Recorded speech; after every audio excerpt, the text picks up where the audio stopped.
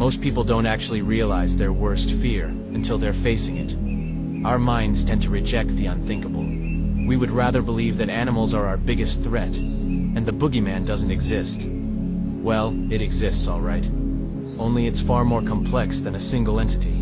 It's tragedy personified, and it lives in us all.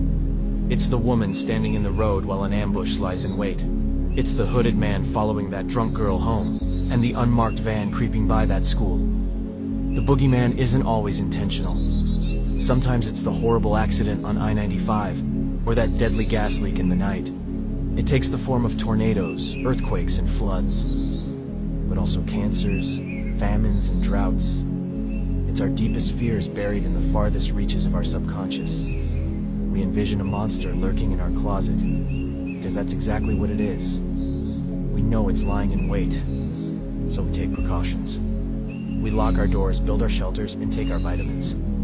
But it's still coming for us. There are actually three main types of fear. Rational fear is when there is a real imminent threat.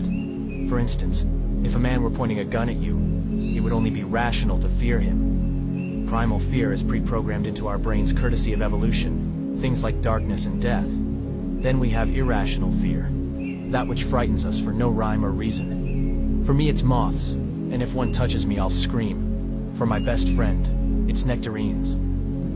Even she can't explain it. Everyone has felt a version of these at some point, but only a few ever find themselves subject to a combination of all three.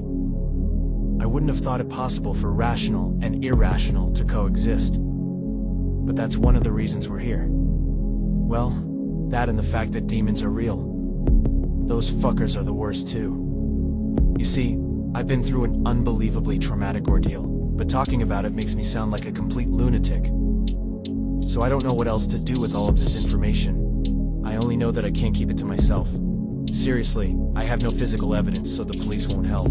My family and friends would have me committed. Another pass. There's always my diary, but that wouldn't answer any questions. So what does that leave? Strangers on the internet, obviously. But where?